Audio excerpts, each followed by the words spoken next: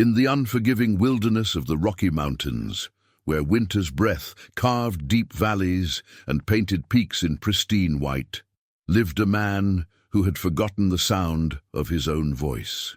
Jacob Bear Morrison had spent the last 8 years in these mountains, trading pelts and living off the land like the indigenous peoples who had roamed these territories for generations. His cabin, built with his own calloused hands, stood defiant against the elements at nearly 8,000 feet above sea level. The nearest settlement was a 3-day ride through treacherous terrain that claimed more lives than it spared. Before we continue with Bear's extraordinary tale, I'd love for you to subscribe to our channel and let us know in the comments what city you're watching from. Your support means the world to us, and knowing where our stories reach always warms our hearts. Bear Morrison was a giant of a man, standing 6 feet 4 inches tall, with shoulders broad enough to carry the weight of the world. His beard, thick and unkempt, bore streaks of premature grey that spoke of harsh winters and harder choices. His hands, scarred from countless encounters with wild animals and unforgiving weather, could skin a deer in minutes or craft delicate wooden trinkets during the long, lonely nights. He wore buckskin clothing that he had tanned himself, and his most prized possession was a Colt Walker revolver that hung heavy on his hip, its weight a constant reminder of the dangers that lurked in every shadow of the wilderness. The mountain man had chosen this life after the war between the states had left him hollow and searching for meaning.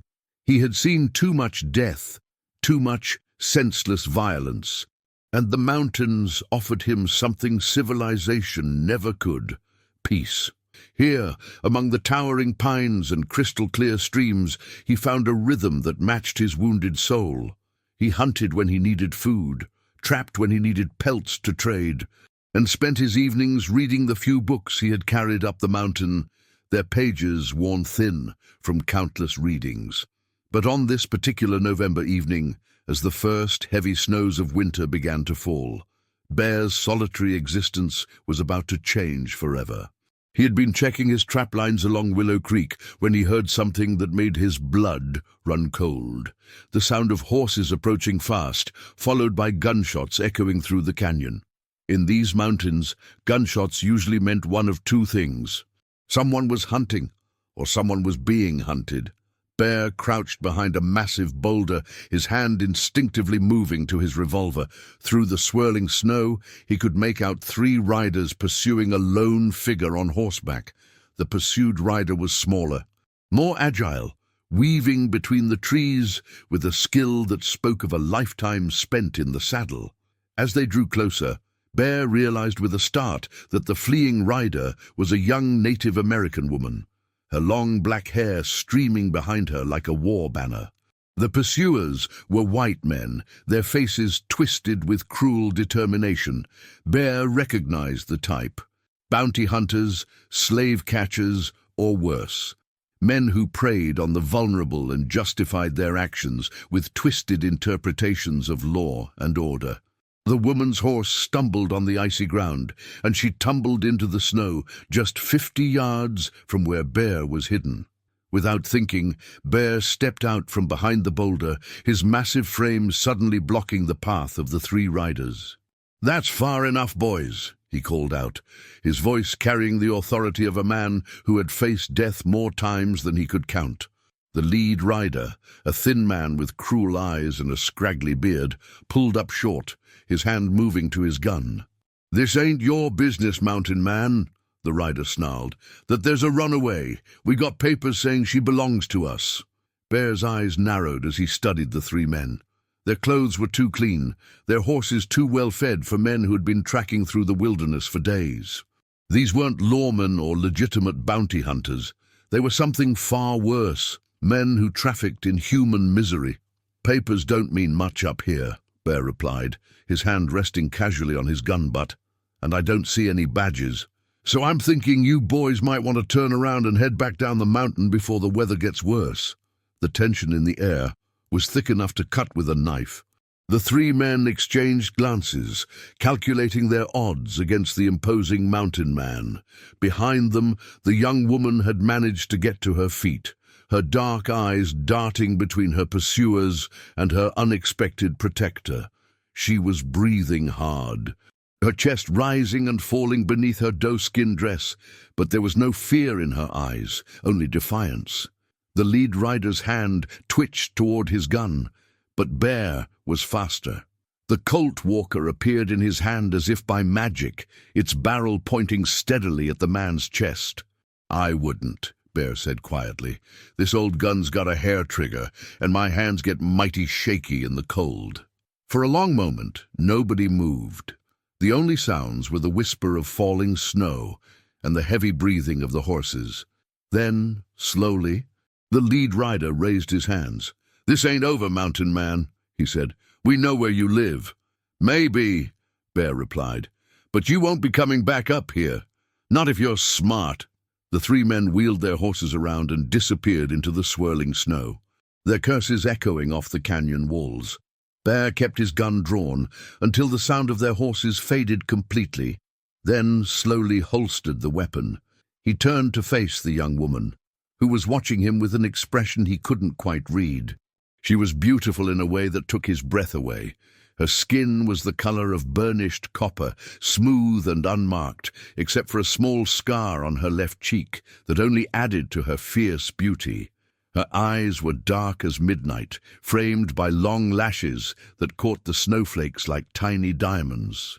She couldn't have been more than 18, but there was an ancient wisdom in her gaze that spoke of hardships endured and battles fought. "You speak English?" Bear asked, his voice gentler now that the immediate danger had passed. The young woman tilted her head, studying him with those penetrating dark eyes. When she spoke, her voice was like music, accented but clear. "I speak the white man's tongue," she said. "My name is Ayana. It means eternal blossom in my people's language."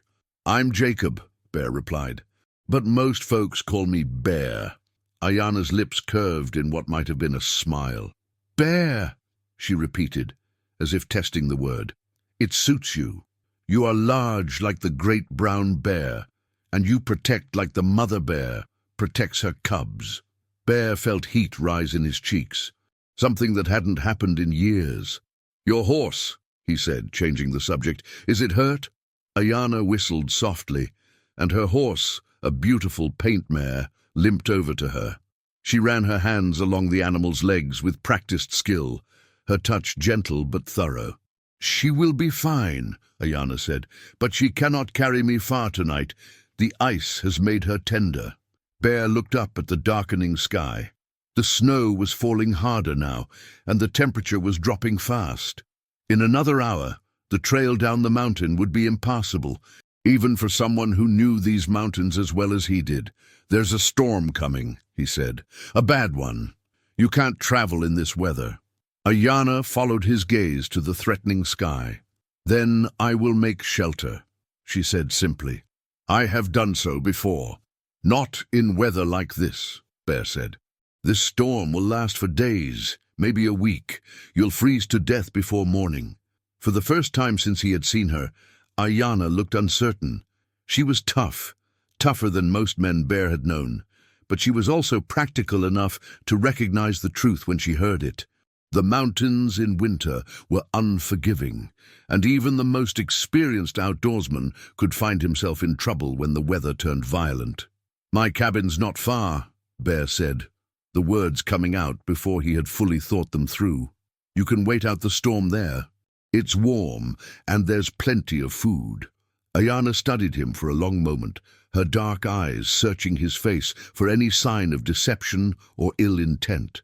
What she saw there must have satisfied her, because she nodded slowly. "I accept your kindness." "Bear," she said, "but I will not be a burden. I can work for my keep." "No need for that," Bear said, but Ayana was already shaking her head. "There is always need," she said firmly. "My grandmother taught me that accepting charity without giving something in return is the path to weakness. I will earn my place at your fire." Bear found himself smiling for the first time in months. This young woman had more pride and dignity than most of the so-called civilized people he had known. "All right," he said, "we'll figure something out. But right now, we need to get moving before this storm gets worse." He helped her gather her few belongings and tend to her horse, then led the way up the narrow trail toward his cabin. The snow was falling so heavily now that visibility was down to just a few yards, and the wind was beginning to howl through the trees like a living thing. Bear moved with the confidence of a man who could navigate these trails blindfolded, but he kept glancing back to make sure Ayana was keeping up. She moved through the snow like a ghost, her steps sure and silent despite the treacherous conditions. She had wrapped herself in a thick buffalo robe that made her look even smaller than she was. But Bear could see the strength in the way she carried herself, the determination that had kept her alive in a world that seemed determined to destroy her. When they finally reached the cabin, Bear was relieved to see that the chimney was still smoking from the fire he had banked before leaving that morning. The structure was solid and well built, with thick log walls and a steep roof designed to shed snow. It wasn't large, just 2 rooms and a loft, but it was warm and dry and stocked with enough supplies to last through the worst winter storms. Bear pushed open the heavy wooden door and gestured for Ayana to enter. She stepped inside and stopped, her eyes widening as she took in the interior of the cabin. It was spartanly furnished but comfortable, with a large stone fireplace dominating one wall and shelves lined with books, tools, and various odds and ends. A bearskin rug covered most of the wooden floor, and the air smelled of wood smoke and leather, and something indefinably masculine. "It's not much," Bear said, suddenly self-conscious about his humble dwelling, "but it's warm and dry." Ayana turned to face him, and for a moment their eyes met and held. In that instant, Bear felt something shift inside him, something he had thought was dead and buried. It was like a spark catching tinder, small at first, but with the potential to become a roaring flame. "It is a good home," Ayana said softly. "I can feel the peace here. You have built more than just walls and a roof. You have built a sanctuary." Bear felt his throat tighten with unexpected emotion. No one had ever understood what this place meant to him, what it represented. But somehow, this young woman had seen it immediately, had recognized the sanctuary he had created for his wounded soul. "I'll get the fire built up," he said, his voice rougher than usual. "And there's stew left from yesterday. It's not fancy, but it's filling." As Bear busied himself with the fire, Ayana moved around the cabin with quiet grace, taking in every detail. She paused at the bookshelf, running her fingers along the worn spines of the volumes Bear had read and reread countless times. "You read the white man's books," she observed.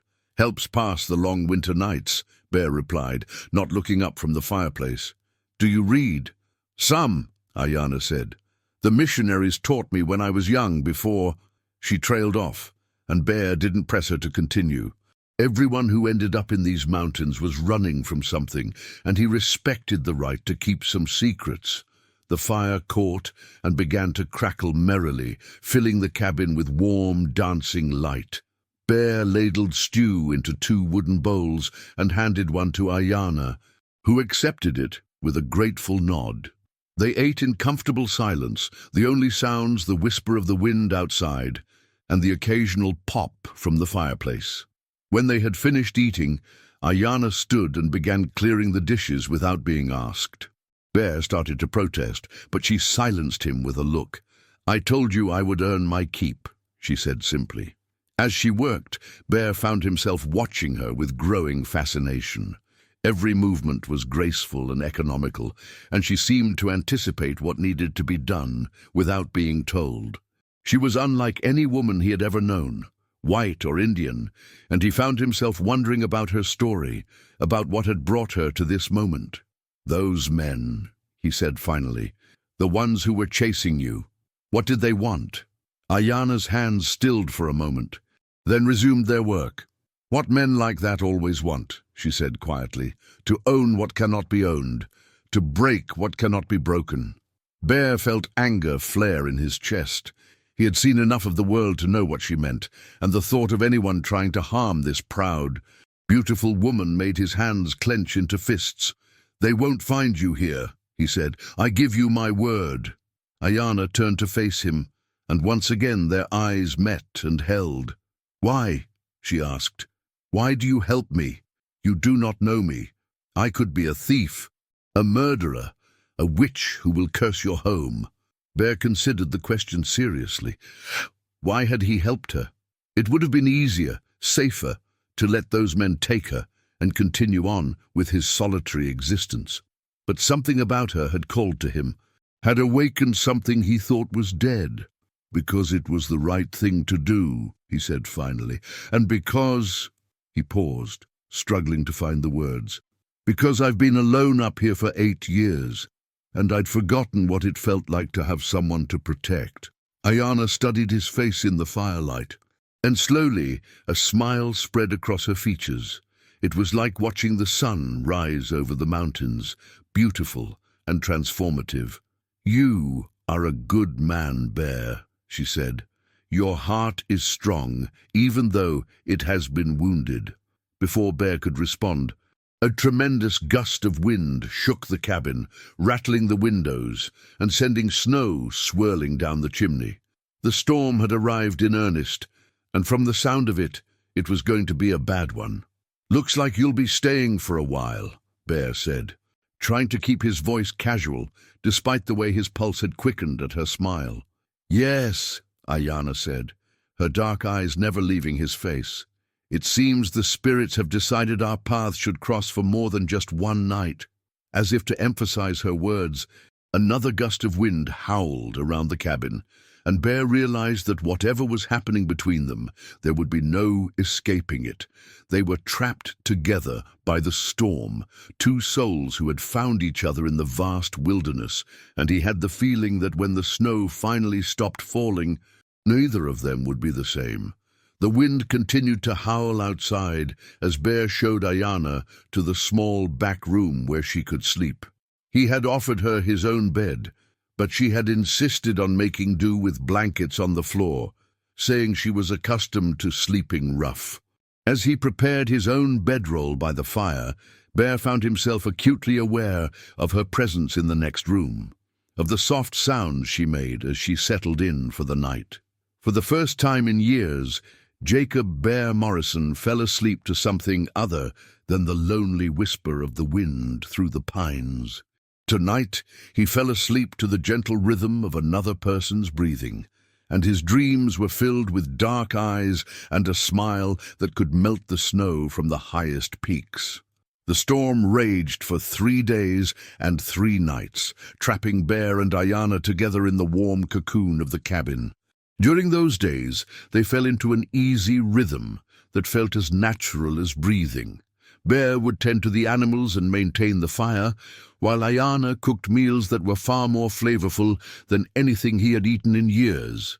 She had a way with herbs and spices that transformed simple ingredients into feasts, and she seemed to know instinctively how to make the most of their limited supplies. But it was the evenings that Bear treasured most. After the day's work was done and they had eaten their fill, they would sit by the fire and talk. Ayana was an excellent storyteller, weaving tales of her people that painted vivid pictures of a world Bear had never known. She spoke of buffalo hunts that stretched across endless plains, of warriors who could ride like the wind, and of wise women who could read the future in the flight of eagles. In return, Bear found himself sharing stories he had never told another living soul. He spoke of his childhood on a farm in Missouri, of the war that had torn the country apart, and of the long journey that had brought him to these mountains. Ayana listened with the kind of attention that made him feel like his words mattered, like his experiences had value beyond their ability to teach him how to survive. On the second night, as they sat watching the flames dance in the fireplace, Ayana asked him about the books on his shelf. Bear pulled down a volume of poetry and began to read aloud, his deep voice giving weight and meaning to words he had read countless times before. Ayana closed her eyes and listened, and when he finished, she was quiet for a long moment. "Your people have a gift for capturing beauty in words," she said finally. "My people do this too, but we use songs and stories that are passed down from grandmother to granddaughter, from father to son. The words live in our hearts, not on paper." "Would you share one with me?" Bear asked, and Ayana smiled. She began to sing in her native tongue, her voice rising and falling like the wind through the canyon. Bear didn't understand the words, but he felt their meaning in his bones. It was a song of longing, of love lost and found, of the eternal dance between the earth and sky. When she finished, there were tears in his eyes. "That was beautiful," he said, his voice thick with emotion. "It is the song my grandmother sang to me when I was small," Ayana said. "She told me that someday I would sing it to my own children, and they would sing it to theirs. It is how we keep our ancestors alive, how we remember who we are." Bear found himself wondering what it would be like to have children with this remarkable woman, to hear her sing that ancient song to little ones with her dark eyes and his strong hands. The thought should have terrified him, but instead it filled him with a warmth that had nothing to do with the fire. On the third day, the wind finally began to die down, and by evening, the snow had stopped falling. Bear stepped outside to check on the animals and found that the world had been transformed into a crystalline wonderland. The snow was nearly 4 feet deep in places, and every tree branch was laden with white that sparkled like diamonds in the moonlight. When he returned to the cabin, he found Ayana standing by the window, looking out at the winter landscape with an expression he couldn't read. "It's beautiful," she said softly, "but it means the storm is over." Bear felt his heart sink. He had known this moment would come, but he wasn't ready for it. The thought of returning to his solitary existence, of watching Ayana disappear into the wilderness, was almost unbearable. "You don't have to leave," he said, the words tumbling out before he could stop them. "I mean, the snow's still deep, and those men might still be looking for you. It would be safer to wait until spring." Ayana turned from the window to face him, and in her dark eyes he saw a reflection of his own longing. "And what would people say," she asked quietly, "about the mountain man who kept a Comanche woman through the winter?" "I don't care what people say," Bear replied fiercely. "I stopped caring about that a long time ago." Ayana moved closer to him, close enough that he could smell the sage and sweetgrass in her hair, close enough to see the flecks of gold in her dark eyes.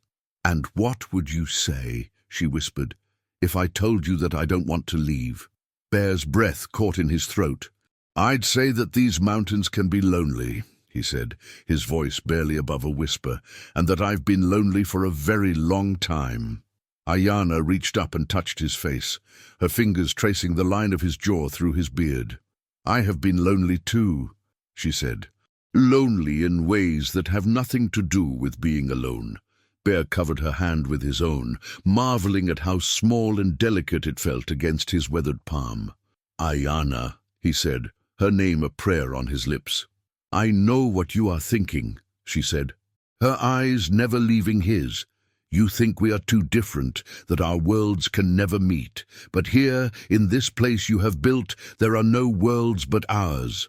Bear felt something break open inside him, something that had been locked away for so long he had forgotten it existed.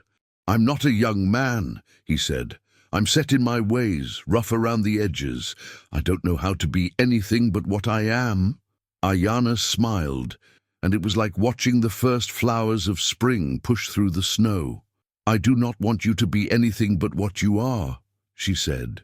"You are Bear, the man who protects, the man who builds sanctuaries, the man who reads poetry by firelight and dreams of things he thinks he cannot have." Before he could respond, she rose up on her toes and kissed him, her lips soft and warm against his. For a moment, Bear was too stunned to react, but then his arms came around her, pulling her close as he kissed her back with 8 years of loneliness and longing. When they finally broke apart, both were breathing hard. Ayana looked up at him with eyes that held no doubt. No fear, only a certainty that took his breath away. "Stay with me," Bear said, the words torn from somewhere deep in his soul. "Not just through the winter, but always. Be my wife, my partner, my heart." Ayana's smile was radiant. "Yes," she said simply. "Yes, my bear, I will stay." Outside, the wind began to pick up again, but neither of them noticed. They were lost in each other, in the miracle of finding love in the most unlikely of places.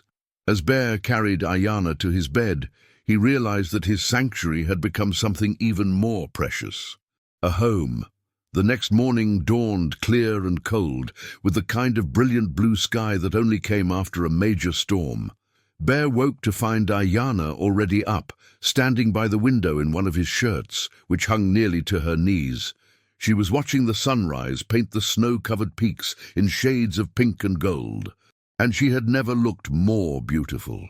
"Good morning, wife," Bear said, the word feeling strange and wonderful on his tongue. Ayana turned and smiled at him, her face glowing with happiness. "Good morning, husband," she replied, and Bear felt his heart swell with joy. They spent the morning making plans for their future together.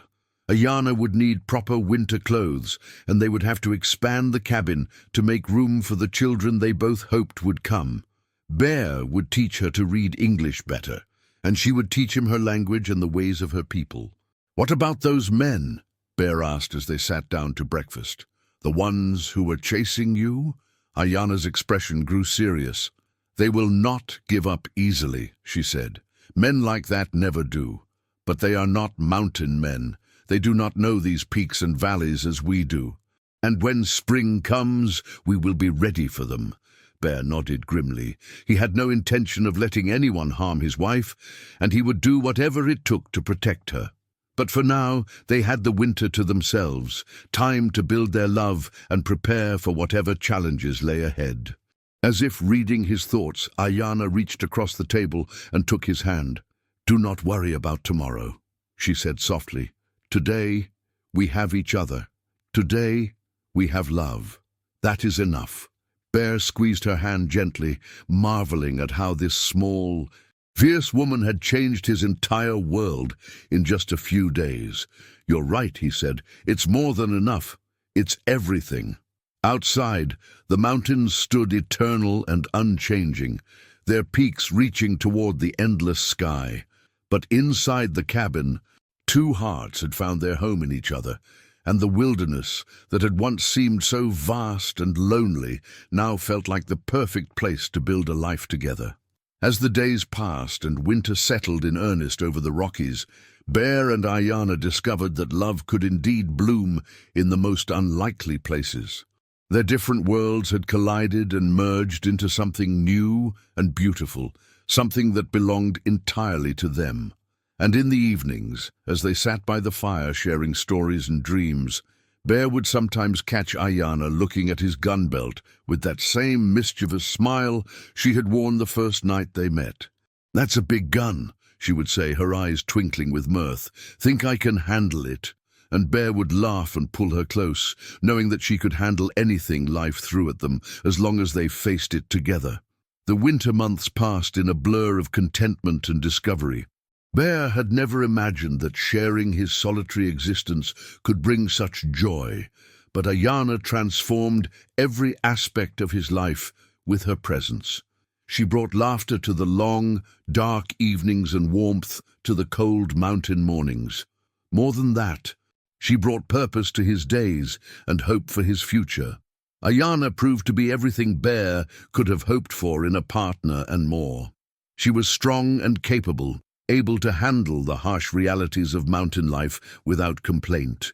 She could track game through fresh snow, preserve meat for the lean months, and craft tools and clothing from the materials the wilderness provided.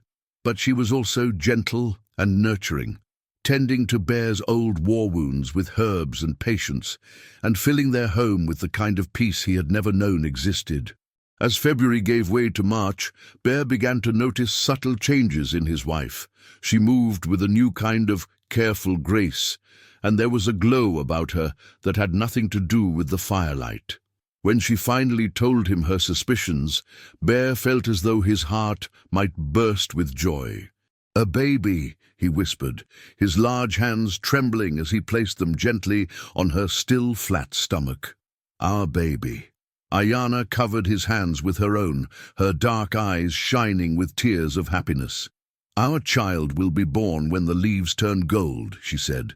"A child of two worlds, but belonging fully to both." Bear pulled her into his arms, holding her as gently as if she were made of spun glass. The thought of becoming a father at his age should have terrified him, but instead it filled him with a fierce protectiveness and a determination to be the kind of man his child could be proud of. "We'll need to make the cabin bigger," he said, his mind already racing with plans, "and we'll need proper medical supplies just in case. Maybe I should ride down to the settlement and—" Ayana silenced him with a kiss. "Peace, my bear," she said, laughing softly. "We have months to prepare. For now, just be happy with me." And Bear was happy, happier than he had ever been in his entire life.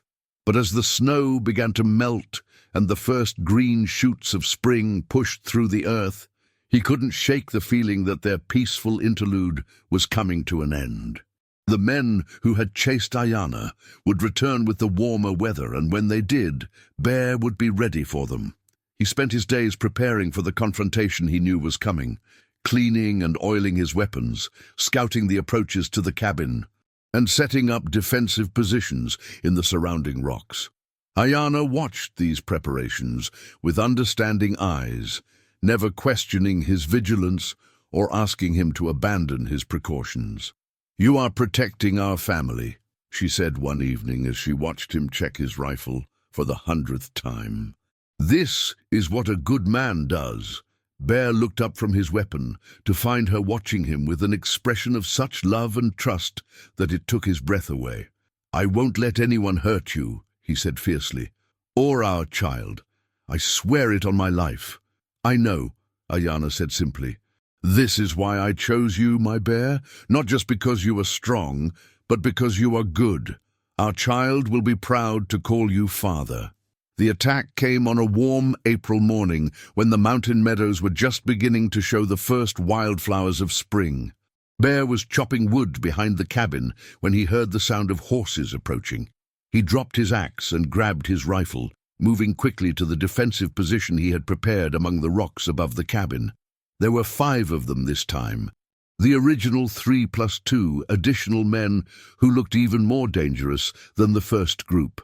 They rode with the confidence of men who believed they held all the advantages, and Bear could see the cruel anticipation in their faces as they approached his home. The leader, the same thin man with cruel eyes who had pursued Ayana through the snow, called out in a mocking voice, "Mountain Man, we know you're up there. Send out the squaw, and maybe we'll let you live." Bear's finger tightened on the trigger of his rifle, but he forced himself to remain calm. These men had made a fatal error in their planning. They had underestimated both him and the terrain. From his position in the rocks, he had a clear field of fire and multiple escape routes, while they were exposed in the open meadow below. "You boys are trespassing," Bear called back, his voice carrying clearly in the thin mountain air. "I suggest you turn around and head back down the mountain while you still can." The leader laughed, a harsh sound that echoed off the canyon walls. "We ain't leaving without what we came for, Mountain Man. That Indian girl belongs to us, and we aim to collect what's ours." "She doesn't belong to anyone but herself," Bear replied, "and she's under my protection. That makes her off-limits to scum like you." The leader's face darkened with rage. "Have it your way, then. Boys, spread out and find that cabin.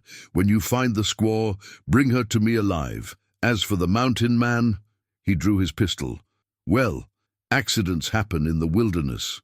Bear watched as the 5 men dismounted and began to move toward the cabin. Their weapons drawn, they moved with the arrogance of men who had never faced real opposition, and Bear felt a cold smile spread across his face. These city-bred predators were about to learn what it meant to hunt a man who had survived 8 years in the most unforgiving wilderness on the continent. The first shot came from Bear's rifle, and the man on the far left dropped like a stone, his chest blossoming red. Before the others could react, Bear had rolled to a new position and fired again, this time catching the second man in the shoulder and spinning him around. "He's in the rocks!" the leader shouted, his voice cracking with panic. "Spread out, find him!" But Bear was already moving, using the terrain he knew like the back of his hand to stay one step ahead of his pursuers. He had spent years learning every boulder, every crevice, every hiding place in these mountains, and now that knowledge served him well. The third man made the mistake of trying to flank Bear's position by climbing up through a narrow ravine. Bear was waiting for him, and the man's scream echoed off the canyon walls as he tumbled back down the rocky slope, his neck bent at an unnatural angle. "This is madness," one of the remaining men shouted. "He's picking us off like rabbits. We need to get out of here." But the leader was beyond reason now, his face twisted with rage and humiliation. "No!" he snarled. "We finish this. He's just one man." Bear smiled grimly as he reloaded his rifle. These men had made another fatal error. They had underestimated not just his skill, but his motivation. They were fighting for money or twisted pleasure, but Bear was fighting for something far more precious: his family.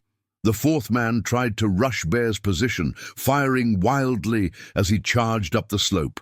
Bear waited until the man was close enough to see the whites of his eyes, then put a bullet through his heart. The man's momentum carried him forward another few steps before he collapsed, his blood staining the new spring grass. Now only the leader remained, and Bear could see the fear in the man's eyes as he realized he was alone. The cruel confidence was gone, replaced by the desperate panic of a predator who had suddenly become prey. "Please," the man called out, his voice shaking. "I got money, gold, I can pay you."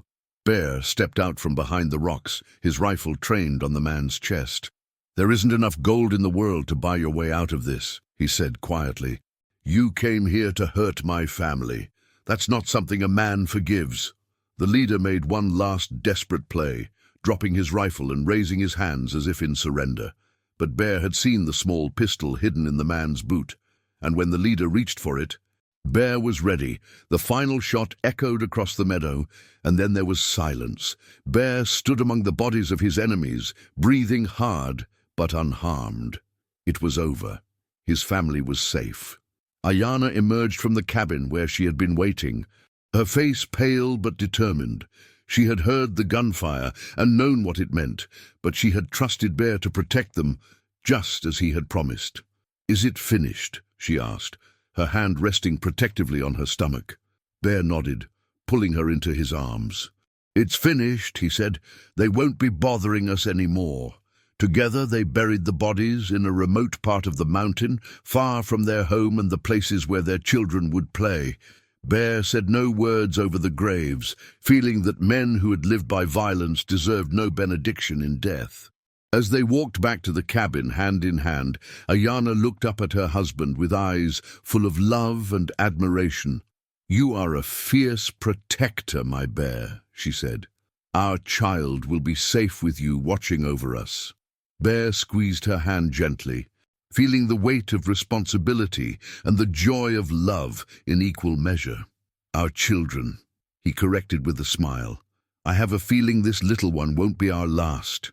Ayana laughed, the sound like music in the mountain air. "Perhaps not," she agreed.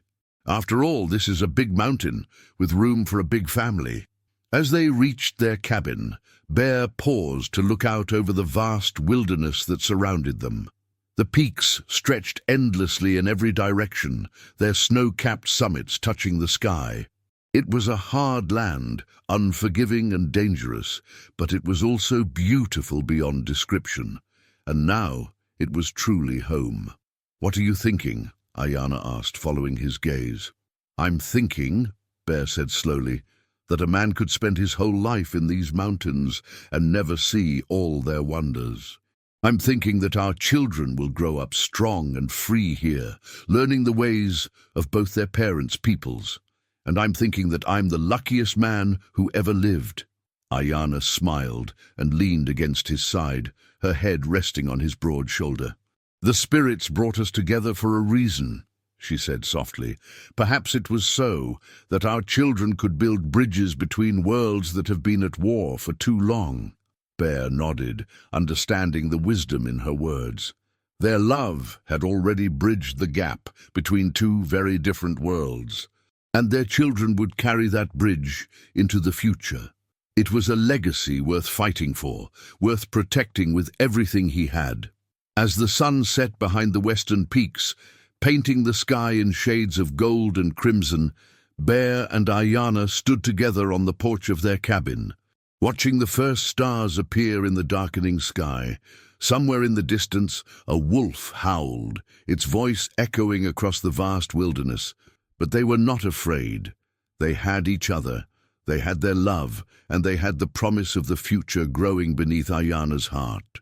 The mountains had given Bear many things over the years: solitude when he needed it, peace when his soul was wounded, and purpose when he had lost his way. But the greatest gift the mountains had given him was standing right beside him, her hand warm in his, her love a beacon that would guide him through whatever challenges lay ahead. "Come inside, husband," Ayana said softly, tugging gently on his hand. "The night is growing cold, and our child needs warmth." Bear followed her into the cabin, closing the door behind them and shutting out the wilderness night. But he was no longer shutting out the world in fear or pain. Now he was simply coming home to the woman he loved, to the family they were building together, to the life they had chosen in this wild and beautiful place. As they settled by the fire, Ayana's head on his shoulder and his hand resting protectively on her growing belly, Bear realized that his story was far from over. In fact, it was just beginning. The lonely mountain man who had fled civilization in search of peace had found something far more precious: love, family, and a future bright with promise. Outside, the wind whispered through the pines, carrying with it the scent of wildflowers and the promise of spring. And inside the cabin, two hearts beat as one, while a third, tiny heart grew strong beneath the protection of parents who would move mountains to keep it safe. The legend of Bear Morrison and his Comanche bride would be told around campfires for generations to come, a story of love conquering all obstacles, of two worlds becoming one, and of the magic that could happen when two lonely souls found each other in the vast wilderness of the American frontier. But for now, in this moment, there were no legends, no stories, no grand gestures. There was only a man and a woman, deeply in love, building a life together in the shadow of the Rocky Mountains, where the snow never completely melted and the stars shone brighter than anywhere else on Earth. And as Bear drifted off to sleep with his wife in his arms, he smiled at the memory of her words from that first night. "That's a big gun. Think I can handle it?" She had been talking about his Colt Walker, of course, but she had ended up handling something much bigger and more dangerous: his heart, and she had handled it with such care, such love, that he knew he would never be the same. The mountain man had found his match, and the wilderness would never be lonely again.